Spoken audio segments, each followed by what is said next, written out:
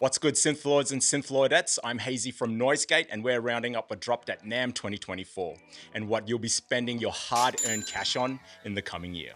First up, the PS-3300. No, we're not talking about the Sony PlayStation 1,815,000 years in the future. We're talking about Korg's reissue of the PS-3300, a rare beast unleashed in the year of the wars in the stars, 1977. By god-tier engineer Fumio Maeda, who 1 year later would release my all-time fave, the MS-20. The 3300 stays one for one with the original, with 49 voices of polyphony multiplied by 3 synth sections, meaning a gargantuan 147 voices at your fingertips whether you're a Padawan or Jedi. But it's 2024 and there are 47 years worth of crucial updates implemented into the reissue. The usual suspects, presets, memory, and USB MIDI will make their debut on the 3300, but my favorite new addition is the new temperament microtuners on each of the notes across all 3 synth sections. If the ARP 2600 wasn't an Imperial Star Destroyer, the 3300 is the Death Star.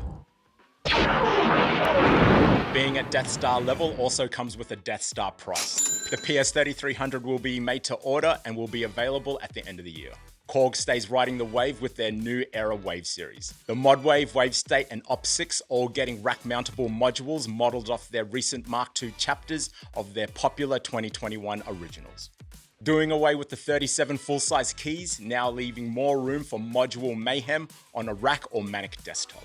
If you missed the Mark II's release, Korg built on top of already strong foundations, ramping up the ModWave's voice polyphony from an already massive 30 to a gargantuan 60. The WaveState received new sounds and software that, when paired with samples and wave sequencing, turns this quiet storm into an absolute hurricane of polyphonic and sonic possibility. The FM powerhouse known as the Op6 was also hit with a Unicron-sized update. Its 6 forms of synthesis granted the power of 64 simultaneous voices if you're trying to rule the universe with the one FM module to rule them all. All the faces are the same, no Hollywood surgeries or fillers here. 11 years ago, the House of Korg introduced a champagne-tinged newcomer to the kingdom, where its true power was recognized by some, but flew under the radar and lived in the shadows of the giants that preceded it. In 2024, the KingKorg returns to the light, lean and almost unrecognizable like a Guardians-era Chris Pratt. Dance off, bro. Me and you. The KingKorg Neo, like the OG, lives somewhere between a MicroKorg and a workstation. Design sweaties can stay entertained for hours and create, and those who don't need that much power can get to playing and designing in a heartbeat. Korg does away with the tube but implants a vocoder, also stacking more waveforms, digital waveform generators, and the almighty PCMs to its library. Looking forward to this being available soon. Korg also unveiled a Mark II prototype version of the unstoppable and ever-evolving bestseller known as the MicroKorg. The Mark II follows on from a strong lineage that includes the Reverse Keys Limited Edition, the MicroKorg XL, the Red and Black Edition, the XL Plus, the Gold Edition, the MicroKorg S, the Platinum Edition, and the Crystal Edition. The prototype showing the Mark II's evolution and genetic similarities with its Minilog and WaveState family. The engines, brains, mixers, filters, new LED screen, memory banks, and new metal build put the MicroKorg Mark II at Tony Stark level. I am Iron Man. You know the rule, everyone needs a MicroKorg.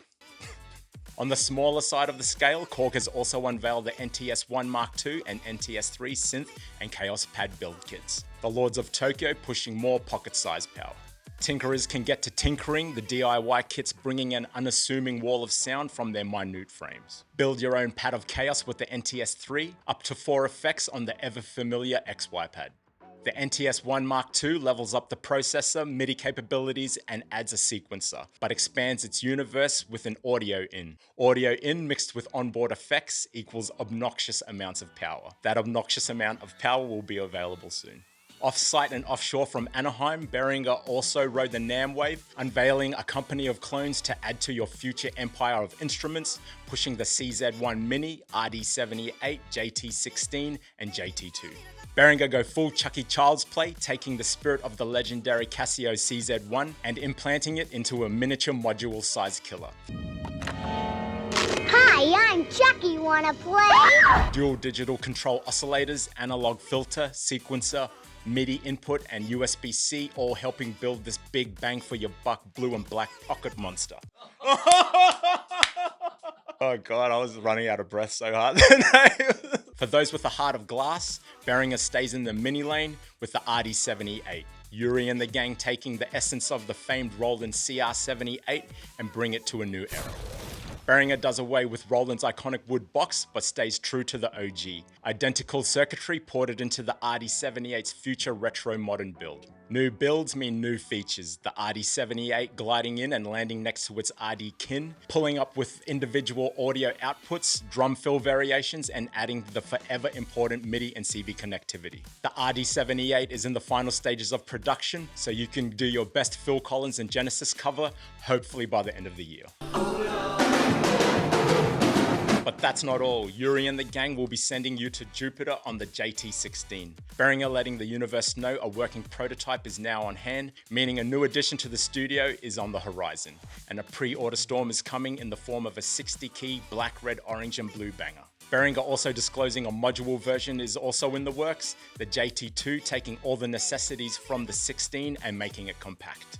The JT16 and the JT2 are still in their crawling phases and should be walking and running soon.